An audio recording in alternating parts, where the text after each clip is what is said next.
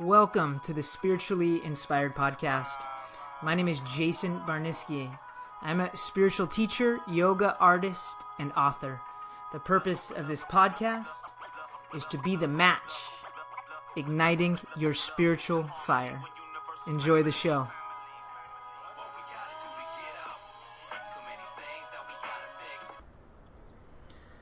Hello, everyone. Welcome to the Spiritually Inspired Podcast. Today, I'm interviewing an amazing guest, Imani Mamalution. She's a visionary, mamapreneur, and master alchemist at the Funnel Alchemy, and she's dedicated to reuniting the high vibe tribe. She's a business consultant for visionaries and spiritual teachers, and she did all this for 10 years, raising 6 kids all on her own, and homeschooling them all at the same time. She helps people through her abundance program called the Money Medicine Journey. So thanks for taking the time and being here with me today, Imani. I really appreciate it. Absolutely. It's my pleasure. Yeah, and knowing every time we talk, you are into so many amazing projects, and it seems that they're always all connected. One question I want to ask you is, what are you most excited about right now? Oh, that's to get the clarity around that one thing, which is a big cornerstone, right, into inviting more into our lives. I think the Money Medicine Journey, it's my latest passion project, and the testimonials and the experiences that our people are having as we go through the pilot phase of that have been extraordinary and really inspiring. So can you tell us about the program a little bit more and perhaps the idea of money as medicine? Yes, absolutely. So making money as a spiritual practice and really beginning to dive deep into what our beliefs are around money, based on how we were raised or the institutions, whether it was our families, our churches, our schools, just all of society, this imprinting around money that many of us have, a lot of us in a scarcity mindset, and making that shift in this new economy, in this new paradigm, to a more abundant mindset. And one of the things that we do in guiding people through this journey and on that journey ourselves as a personal process, realizing that a lot of that has to do with changing the way that we think about money, changing that relationship with money.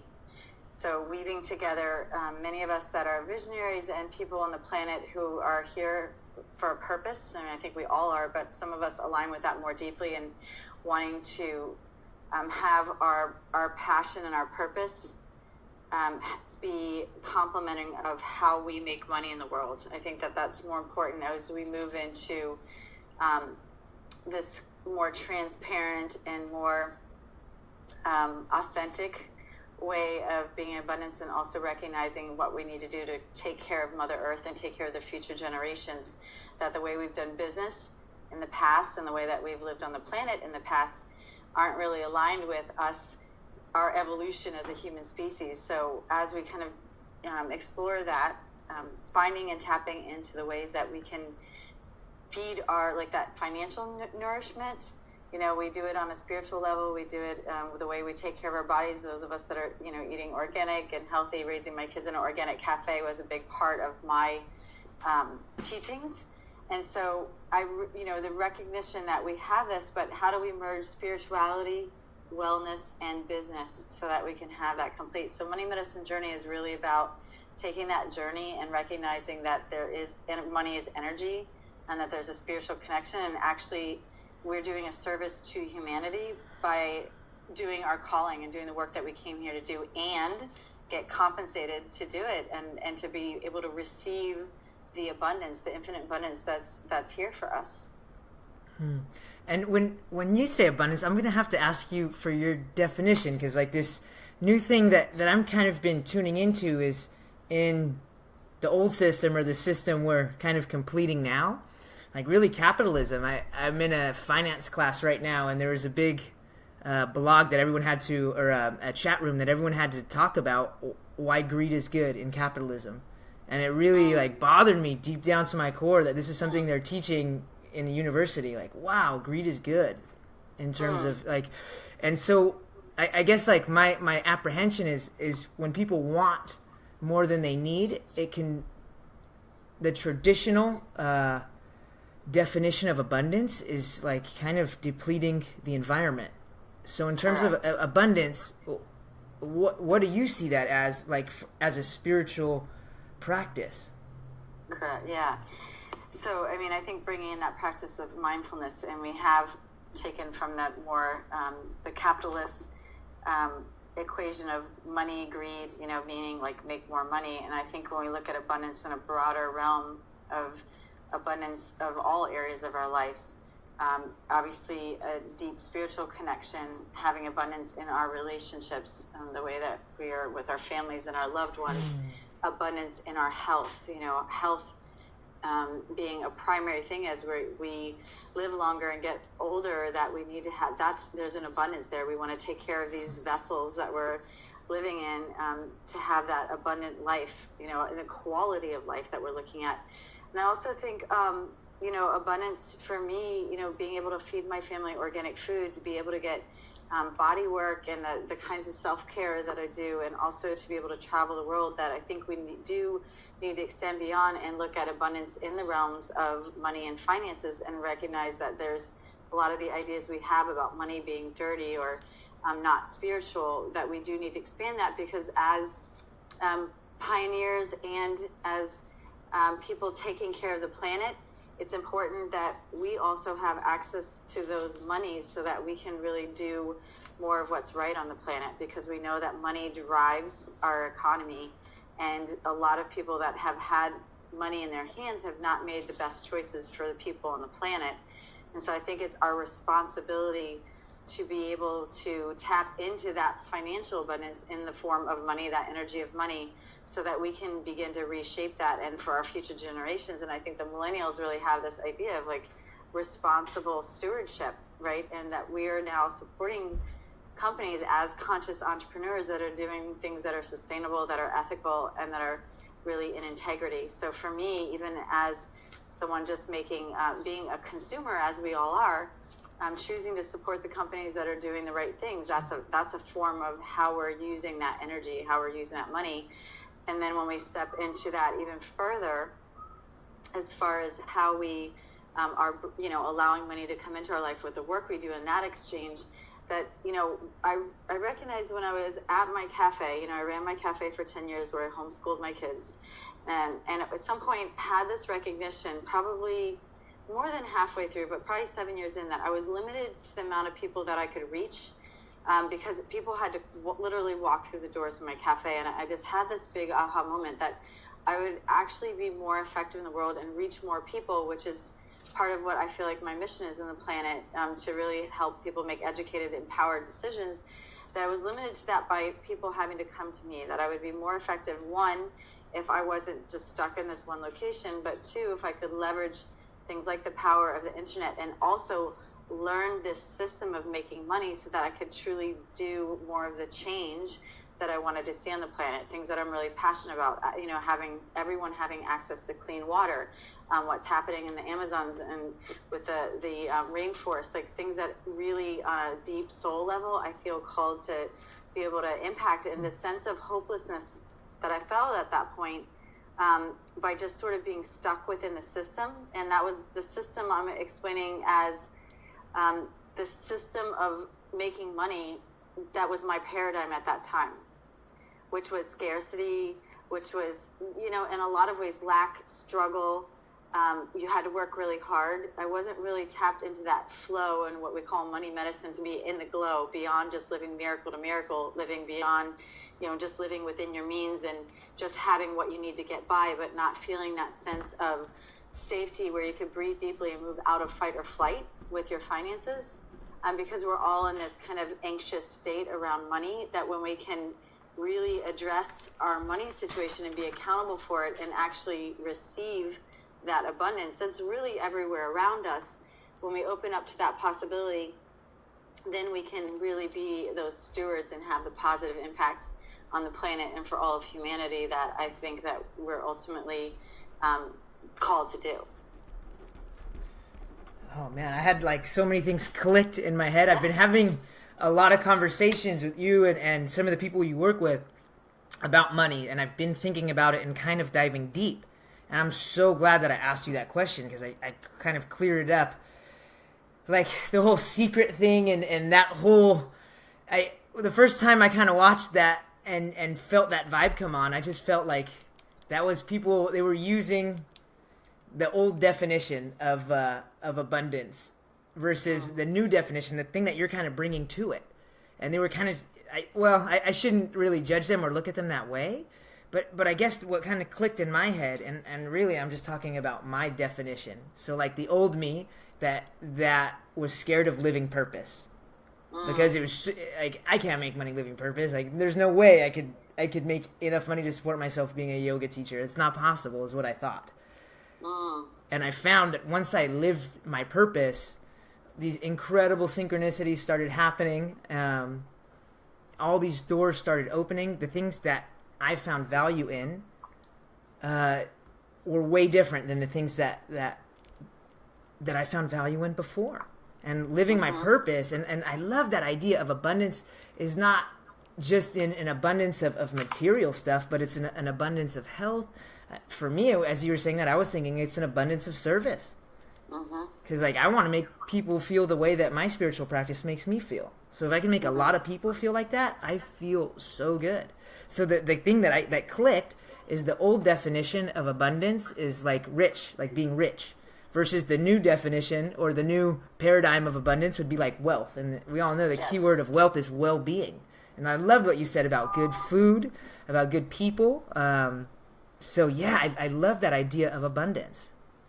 Yeah, I like that, moving from just the idea of being rich to wealth. I think that's, and you know what we created, Jason, through the money medicine journey. I was with my dear friend Sunny, who you know, we were in Baja and actually downloaded it because we'd had these ideas coming through, just like you. Like we're all sort of co-creating this. We just literally took a lot of different things that I think all of us have been exposed in, and a lot of our principles come from the Science of Getting Rich, Wallace Wattles, which was written in the early 1900s, and that was before the law of attraction and all of that and the secret. So this has been an evolution, and I feel like literally it's our responsibility at this point in our evolution of a species to integrate this information that's sort of been seeping into consciousness for the last 100 years. Money medicine is just putting a bunch of it together, but it's sort of like what we call magic meeting systems.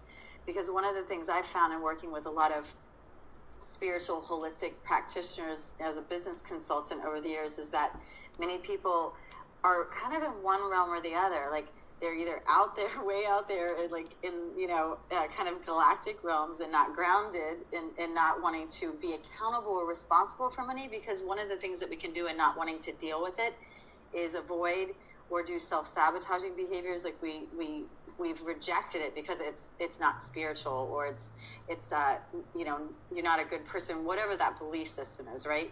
And then you have the people that were really more in that spectrum of making money, who were we weren't correlating the two worlds, right? They were almost separate. And I think what's happening now, or what we're being called to do, is to have that full integration and recognize that it truly is spiritual to be rich. And for people that may have been shifting from just doing work to make money, now that you're finding people in the corporate are wanting to do something that's serving them, it has a point of purpose. So there's an evolution on both realms, and to really bring that together, we need the magic, we need that miraculous aspect, right? And we need the systems, because there is something in that systematic way of doing business, as sort of the merging of the masculine and the feminine. Like we need all of it, the yin yang, to work and kind of come together into a whole. And so we created this prayer, and it's been phenomenal. What's we call it money magic, and the stories that are being activated through it. And it's pretty simple. And we can it's on our Facebook page if people want to do it. It's a really beautiful prayer. But there's the second part of the prayer that has very specific things that we ask people to do to call in the money medicine. And so what it's broken down into is that the first thing is, what are you calling in? Today I call in, and that's the clarity piece, because we need to be clear about what we're calling in. Because when we send confusing messages to the universe or source, or however you define it, the universe can't line up that frequency and give you what you want, right? So when we align with the frequency of our essence, our source, or who we are, right? Our soul purpose. When we truly align with that and open up those channels that you were just kind of referring to, then we can receive it back. It's cyclical, right? Sort of like, we give and receive, and it's that whole energetic exchange. And then we took it a step further. It's like, okay, how does that money medicine serve you, right? It's not just like living in miracle, my life's wonderful, but like, what is it? How is that feeding you? How is it nourishing you, so that you can almost kind of give the recognition and thanks, like this is the purpose, like, so we're requesting it and calling it in, and then receiving it. And then the last step is like, what are you committed, what action steps are you committed to doing and taking to make this happen? Not just be at the mercy of the universe and expect miracles to happen without having some kind of energetic attention that you're putting into it. So the stories that have come out of that have been it's just mind-blowing. It's a 3-step system that seems to be like really working for people, and people are sharing it with their entire families. It's becoming I think it's because we're ready for this. I mean, don't you find that more people are having these kinds of conversations and really looking at like, what's my purpose? Why am I here? That's been me for the past 3 months solid. Yeah. And it's funny because I caught myself saying, this doesn't make me happy in life. This is not going to make me happy. I even said money's not going to make me happy in life, which may be true, but saying what I don't want is going to attract what I don't want. And saying and it was really funny. I was getting a haircut, and the woman cutting my hair, we were having this conversation, and often at a salon, that's probably the best shrink you're ever going to run into. And she asked me this deep question, and it sent me on a quest. What does make you happy? And I was like, whoa, well, what does make me happy? And so I moved, my whole life changed, and I'm in so much more service now and helping so many other people. And it's beyond happy. It's like deep soul satisfaction, Right. Because you got clarity around that, right? Yeah. What really is making you happy. Yeah, and money then just, when you're doing the right thing, the universe does everything for you. It's like handing things left and right. And one of the things that we really dive and explore in the program is the resistance that so many of us have. And I actually think it's the conditioning to not receive, right? Because we don't feel worthy, deserving, whatever story gets in the way. So it's like we're basically saying to the universe, no, thank you, or that's not the way I thought it would look, or that's not the way I want it. Like, we're just turning down miracles left and right because we're not aligning with that frequency, because we don't have that clarity. And then the piece is like, then when it comes, we kind of pick it apart or just avoid the miracle. And it's, some of us we have to look at our addiction to struggle. What I see is like a lot of people, and I've seen myself do it too, is judge the system that's not working the way it is and not want to play part in it. And another like major click in my head, and we'll have to talk about like making money as a spiritual practice, but I did a great podcast with my friend, and he actually teaches laughter yoga. And oh my God, it was great. But we dove really deep in that podcast about what is a modern mystic. And the result of that was a modern mystic is a person who uses like these ancient spiritual teachings, but uses modern technology to give more people access to them. So he's talking about using virtual reality and all this other stuff. And so for someone like myself, like a yoga teacher, there's so many different avenues to get out to people now, especially like funnels and this and that. And for me, the practice that I see, and this always happens when we talk. We're going to fill up this time really quickly too, I can tell. But what I saw as the spiritual practice is the people who are very mystical, very deep in the practice, have this great aversion to getting into the material world, into the material stuff. That's not going to make me happy, as I was saying. Money's not going to make me happy. And then the people who are in the material world and really into the business, making the money side of it, there's an attachment to it.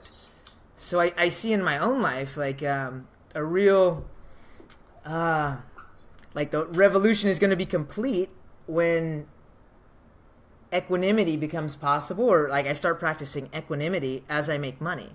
And really the ultimate goal of all spirituality is to be equanimous. So, and that's the end of suffering. Like in Buddhism, they talk about all suffering comes from aversion or attachment. Wanting more money to have more stuff, or having an aversion to having it. Instead, just to be equanimous and really use the money and the system that's out there to share more love. You know what happens, Jason, when you get to that point where we might think that money or something will make us happy, and I know you can relate to this, but as you sort of evolve on your spiritual path, you reach this point of like non-attachment, and when you really move into that place of service and the abundance is flowing, what I found with a lot of people that I'm around that are making lots of money, I'm talking millions, is that you move into this deep place of service, and that becomes the most important thing. So the money actually becomes irrelevant. It's kind of a paradox, right? You think that the money is going to be what gets you there, and you also have to receive the money to be able to facilitate the kind of change. So you can't be in struggle and scarcity to get to that point, but when you get there, it doesn't matter. It's like who you become in the process.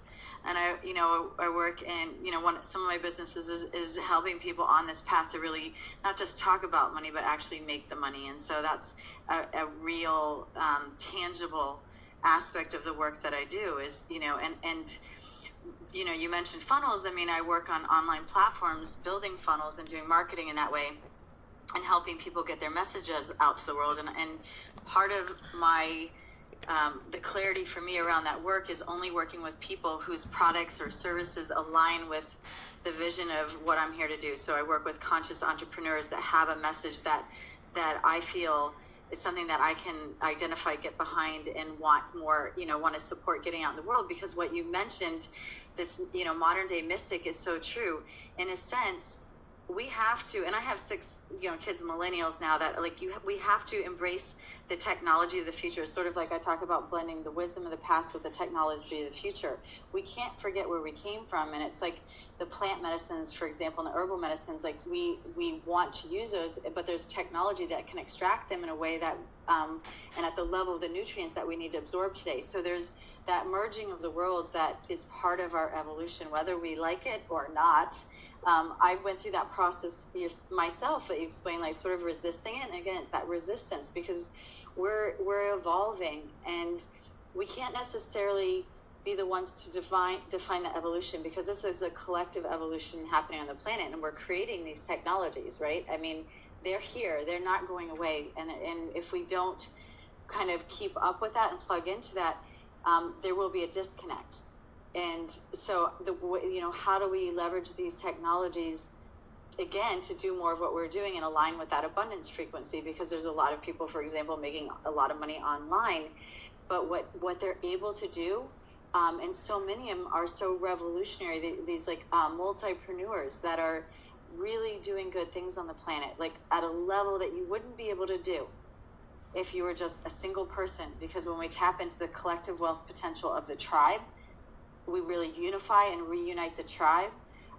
That's when we become powerful, because in I think every spiritual tradition, we understand that it's the collective. I mean, it's all of us together, not the individual. And I think that that's the time that we are on the planet, that we have to recognize and come together and diversify and really come together and recognize that we truly are all one. That's beautiful. For me, like in the past, and I started making money during whatever ways, and at a point when I was making a lot of money, it veered me away from my true purpose and my spiritual path.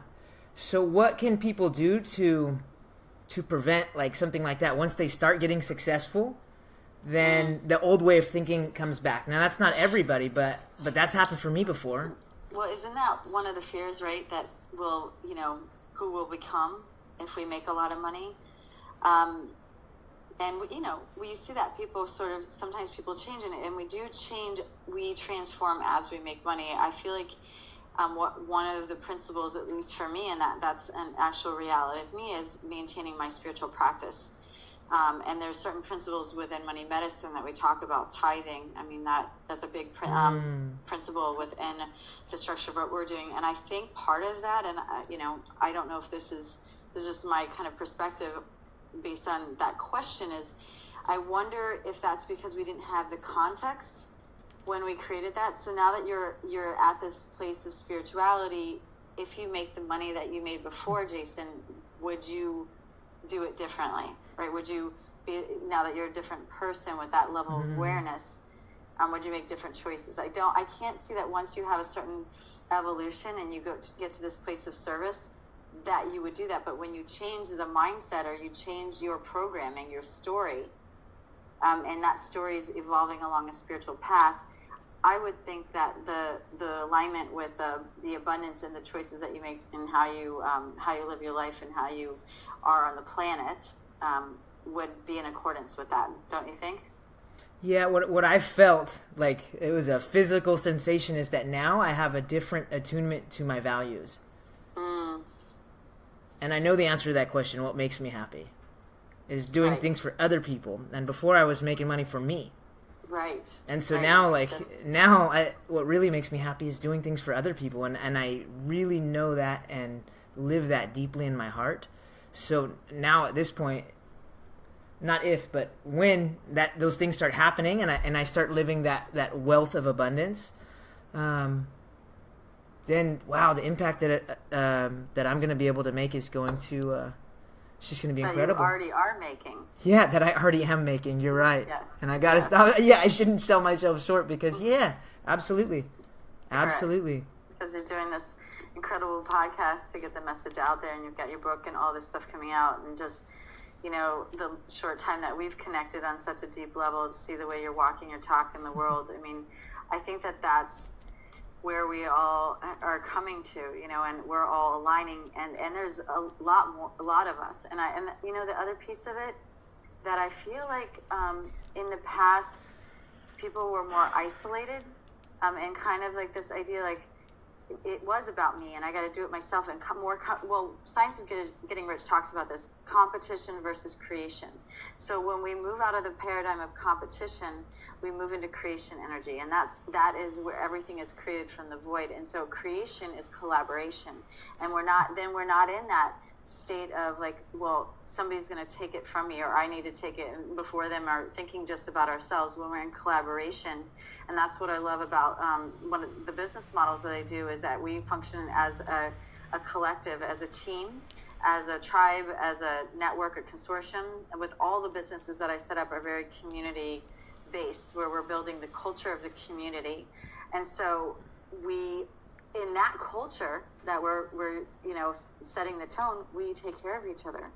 And we've lost the art of being in community in these last decades, or probably even beyond that, right?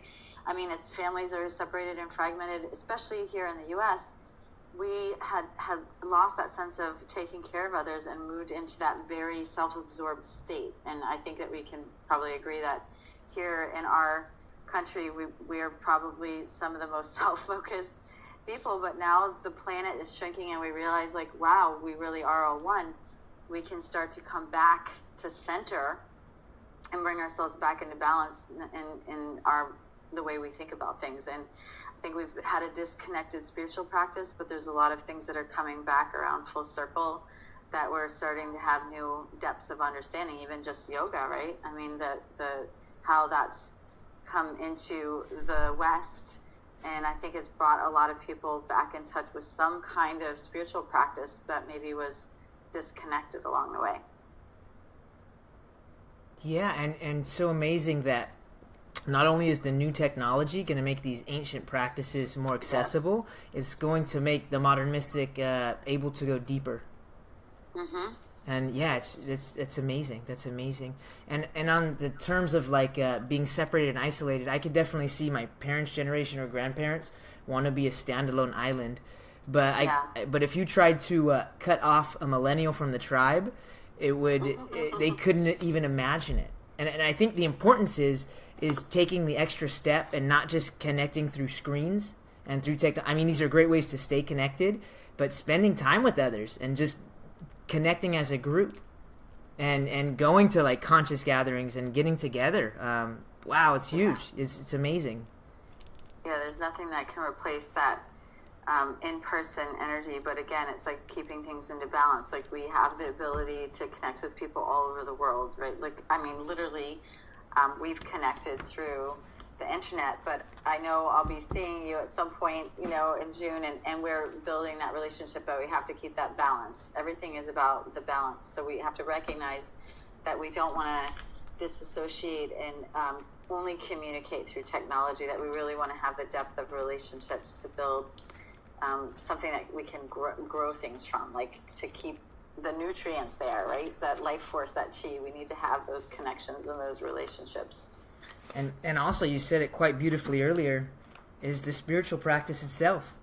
Because that, for me, that's what keeps me grounded. And as soon as I veer away from my practice, then the values start to seem not as important or seem more disconnected to my source. And so I think that is the balance, is connecting to the community, but then always making time for myself, for me to dive in deep first. And then there's that connection between me and my values and the world. And the world just becomes much more beautiful. Yeah, so even through money medicine, the mindfulness practice, part of it is a daily ritual of taking that time in the morning to meditate, to do the prayer, to call on your intentions, to just align with your, self, with source, however that works. But I think we, in this busy world where we're all distracted and overstimulated, that we've forgotten to take that time to meditate, pray, however you want to do that, but to have that connection to source, to ourself. And I think that it could be this really that simple of getting people to the point where they're just taking time to read the prayer, to start that process of ritual or meditation. That could be the impetus for the impact that we're seeing it, because people just don't slow down and don't take time for that. And we're bringing that back home, which is, again, like a basic principle that I think we've always had, but we got into this crazy busy world and we've lost sight of that. And so, bringing it back home to ourselves. It's beautiful. And so is that your daily spiritual practice, is doing this prayer, or what's your daily practice like? For my daily practice, I've done a lot of Kundalini yoga recent years, and chanting and meditation and doing my morning stretch. But what we do in the program is encourage people to take that time, not do electronics in the morning. I don't do any electronics typically for the first 2 hours of my day. To make sure I do a walk, I do my meditation, my chanting, my stretching, read the prayer, light a candle, set my intention.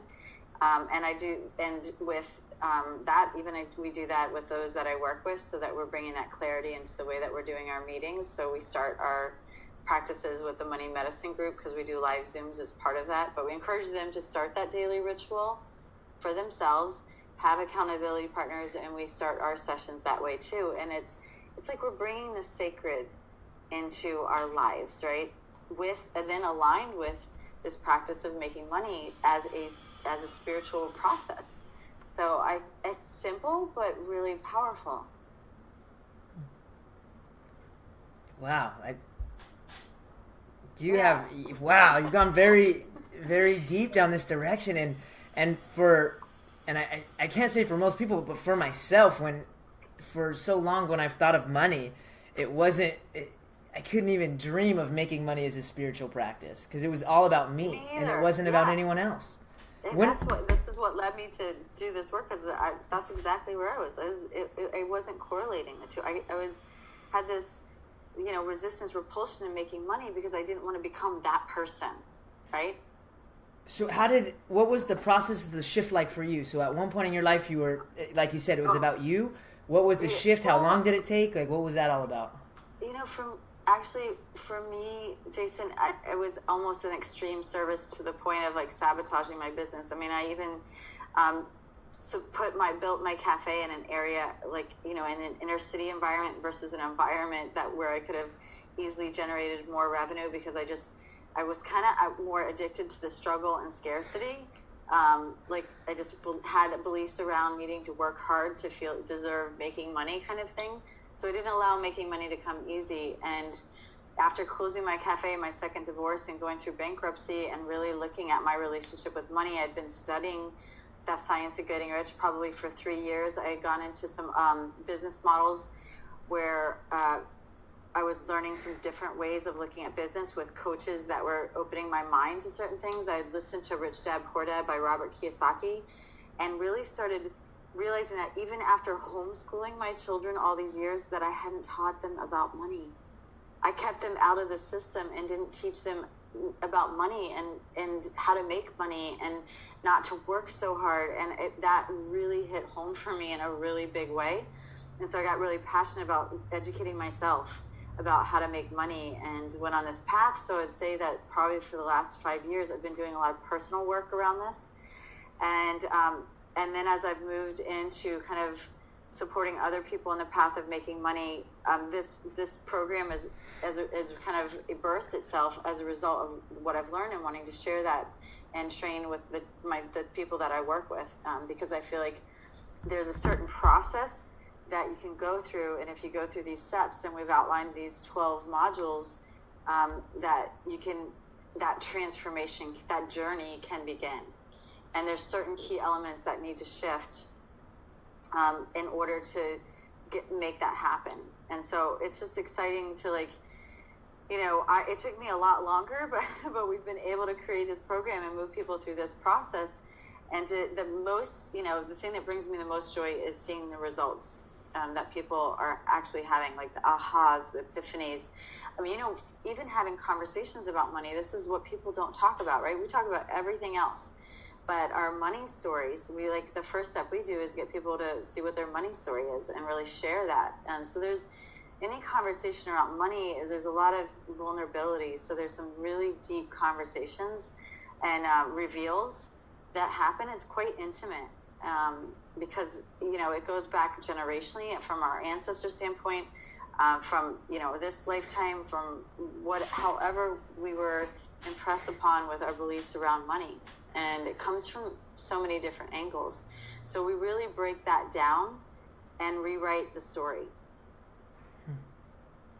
Yeah, it's so interesting. Yeah, I could see why I would be triggered in some of those, even with people that are in the conscious community, even with people that do spiritual practice, because I've come across so many people that may be life coaches or this or that, and I want to help you out so much, and it's only going to cost this much, and you have to make the decision by the end of this phone call because I'm not going to be able to help anyone else. And whoa. But as you were speaking, I found that the prayer that you're talking about, and I was reading through it. And so it's at the Money Medicine Journey. That's the one that I'm talking about? Yes, it is, yeah. The Oh Great Spirit. I want, if it's okay, can I please, I would like to read one, I want everyone to go read the rest of it, but I want to read one line of it. Okay. That really cracked my heart open. It said, I received the money medicine path as a way to inspire others and fulfill my destiny. Yes. Yeah. Right? Because when we receive it, then we can fulfill our purpose. I'm so grateful I met you, Imani. This is amazing. Me This too. is good stuff. Yeah. This is so good. Yeah, so in terms of people that are in a conscious community, I guess those are the individuals that I've always been cautious of. But gosh, we're all awakened people. So how do you deal with those type of individuals when you come across them? And how do you, because I know you're going to inspire them and teach them to transform and ascend to the next level. So how do you deal with people like that? Well, I had the same kind of reaction, and one of the reasons I launched Funnel Alchemy, which is my online marketing business, is because I was so tired of all that kind of inauthentic or spammy kinds of pressured, communication. And again, I think it's coming out of scarcity and desperation, like in this old model of how we do sales, right? And having to sell ourselves literally. And I just feel like there's a lot of people that were offering content that isn't necessarily aligned with their values, because you get to a point where you are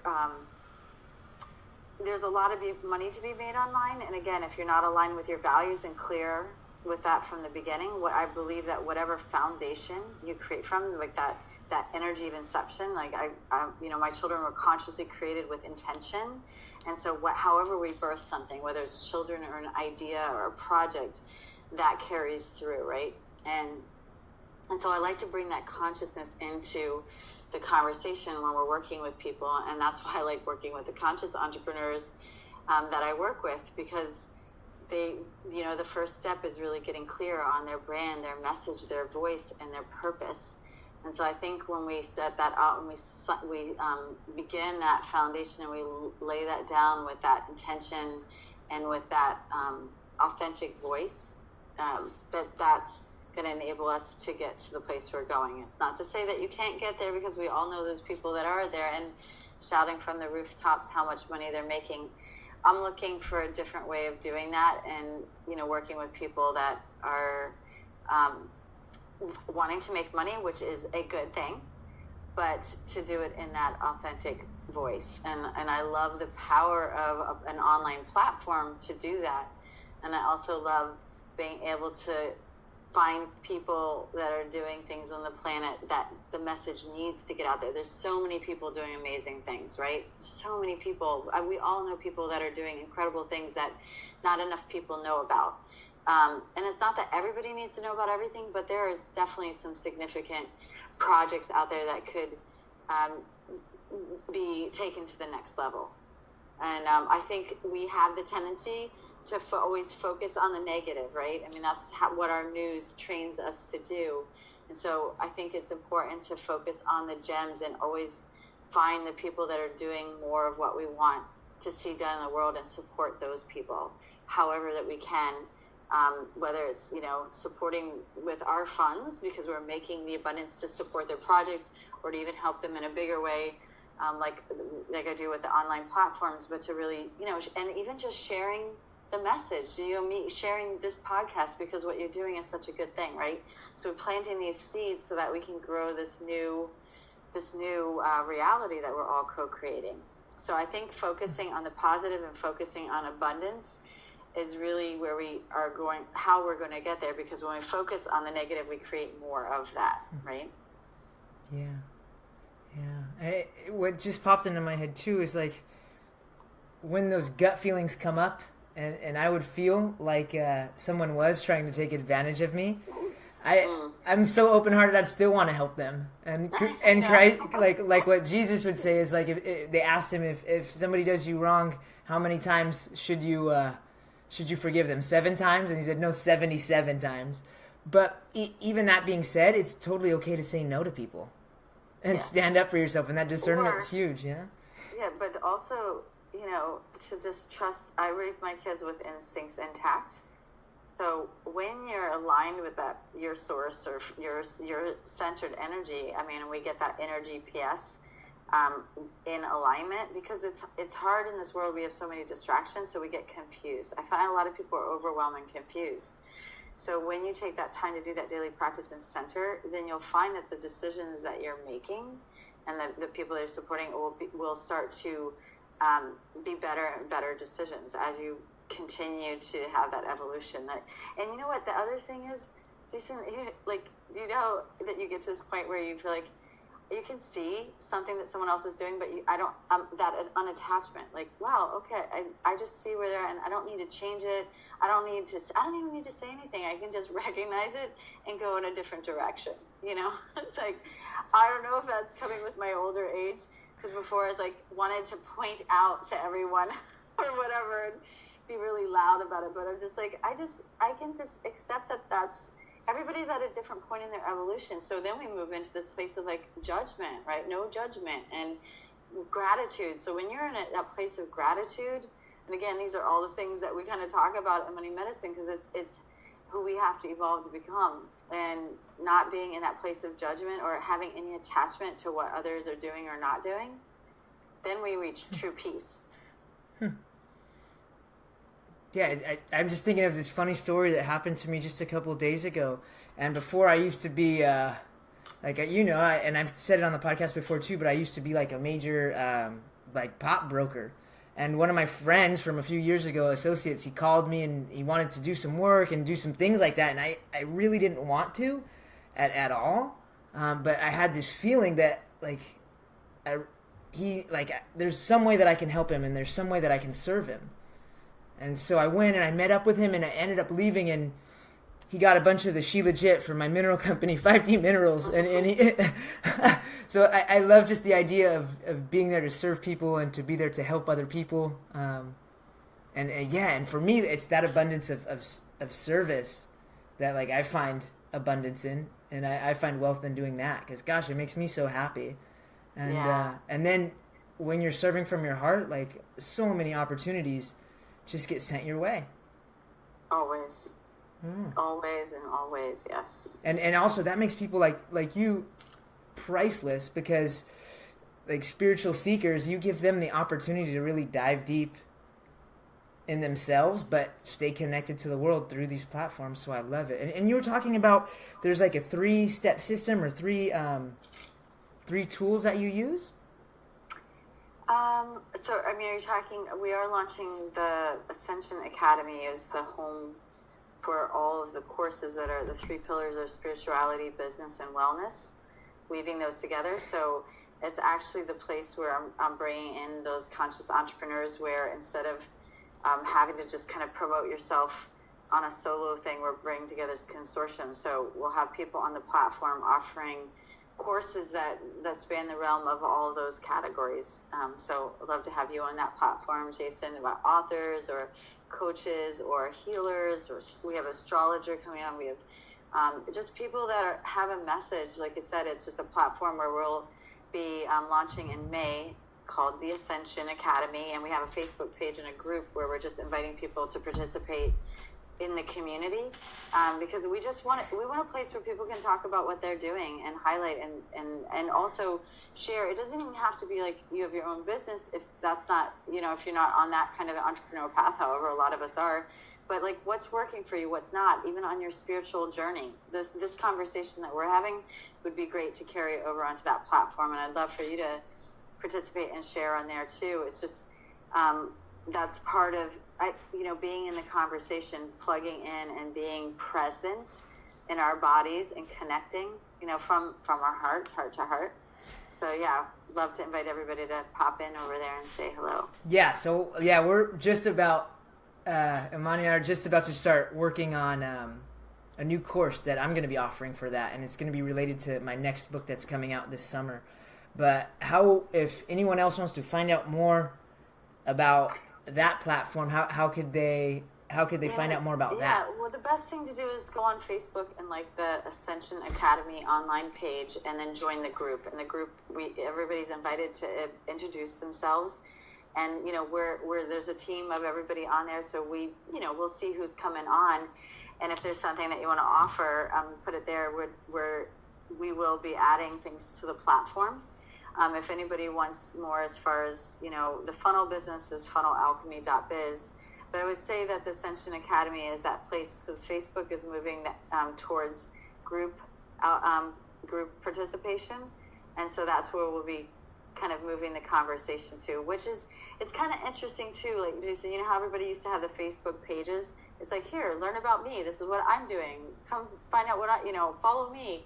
Well, now what's happening on Facebook, and it's just, I think it's kind of interesting, because from Facebook's perspective, they're losing money, right? Because people aren't paying for advertising, and they've made a lot of money off Facebook. But now they're saying, hey, if you want to participate on Facebook, you have to build community.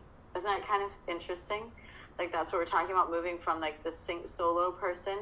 And there's a lot of people who've done really well online and that, but it's like, those people now, and people aren't interested. That's doesn't speak to me anymore. Like, people want community. They want to be able to have a conversation with other people. And so that's where the technology is moving us. From their standpoint, I'm sure it's all about money, but I just think it's kind of an interesting parallel that that's what's happening. Yeah, and people are turned off by it, because like so many times on social media, you feel like you're just being marketed to directly. Even if it's an individual. Which you are. Yeah, which you are. Yeah. Whether it's an ad or just a person trying to market their thing. True. Yeah.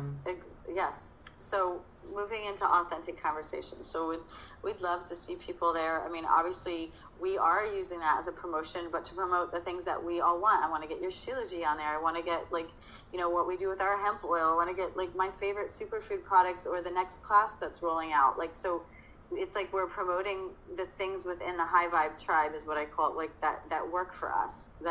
And why shouldn't we make money off of being like affiliates and recommending things? Because we all refer things and tell people our favorite things. And we need to understand, I mean, this is a new economy where most people have multiple revenue streams.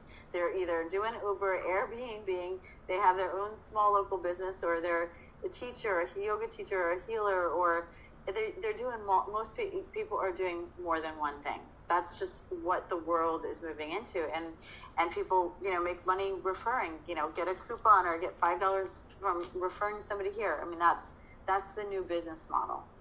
And so that's, I think it kind of makes sense on how we're all moving in that direction. So we help people open up to receive those kinds of ways to make revenue too. There will be an affiliate part of the Ascension Academy, so people can refer a course that they take that they like and make a little money off of it, because that's the exchange that we're trying to create. Like, this is healthy. Let's keep the money in our own community. You know how we talk about like local communities? I've done a lot with you know, building on a local level, but in a sense we're moving to this global community, but let's keep the money in our own community, right? Even if we're global, like, how do we move that money around? We're just moving. Really, when you start mastering money is when you move money around. That's mastery of money, when you can move it around. And, you know, applying principles of what I call financial permaculture, when we recognize that within our own communities we have all the resources that we need to thrive. You know, we have the teachers, the healers, the products. I mean, if we can say these are the companies and the people that we want to support, that's powerful. Yeah, and as I'm thinking about it, again, the old paradigm is like those people who are selling products, they weren't products that were good for the environment. They were products that were destroying the environment. This is all good karma, because everybody that's on that platform is making a change for the good. Yeah, and I mean, why wouldn't I want to tell people about your amazing Shilajit? You know, like, I want to tell everyone about it. Like, that's the kind of thing. Like, if there are things that are working, I mean, there's even in the realm of superfoods, there's always new technologies. Like, we want to get the products that people need or having results from out to the people. This is, you know, we had to think about business as a power to the people business model. Like, this is revolutionary. And I like that. That's the aspect that, like, working. I mean, that's really, I don't know if I told you this when we talked before, Jason, but, you know, I've always had this vision of being sort of like a modern day Robin Hood in the female version for this lifetime. But like, I'm really driven by getting the power to the people. And you do that by educating people so that they can make empowered decisions. And we need to do that in all areas with our health. I mean, the relationship, but we need to do it with money too. We are so powerful with our money, and how we use our money dictates the future of the world. Absolutely. And it's so exciting to see certain entrepreneurs that are recognizing the value in products that are good for the planet. Like, I actually watched a podcast, and this guy came on and he made this machine, some automated way that can clean up all the plastic out of the ocean. And he's thinking within 20 to 40 years. And he's going to process that plastic, and it's going to cost a little bit more than normal recycled plastic because it's been at the bottom of the ocean. But they could market it as, you know, like these sunglasses or like these products were plastic that was taken out of the ocean and helped save the planet. And people would be, I would be willing to pay a premium for that plastic. Me too. And that's where, that's where we have to, again, align with the frequency of abundance and that the inventions and the creativity, that creation process, because we have to find the solutions to the mess sort of that we've created. And so we, like, that's where the technology is. If we didn't have the technology to get that plastic out of the ocean, yes, we put it there with technology, but now we've got to use it for good and create these solutions for, you know, a sustainable future for everyone. So that's, you know, when I have those moments where I'm feeling not so hopeful and I, you know, having so many children, I had those in the past. I had to move out of that kind of despair my mind, like, what did I do bringing children into this world at one point? I had to really process that. But then when you look at the things that people are doing and creating, that's what gives me a tremendous amount of hope. So yeah, that's the perfect segue into the ultimate question is, when you're feeling really down, and stuff's really bothering you, what do you do to stay inspired? Yeah, I'm a pretty positive person overall, but we all have those moments, right? And I try to take care of my body and mind so that I can be in that peak state. But when I do have those moments, for me, it's, I have my 5 daughters that are my inspiration and motivation, my why.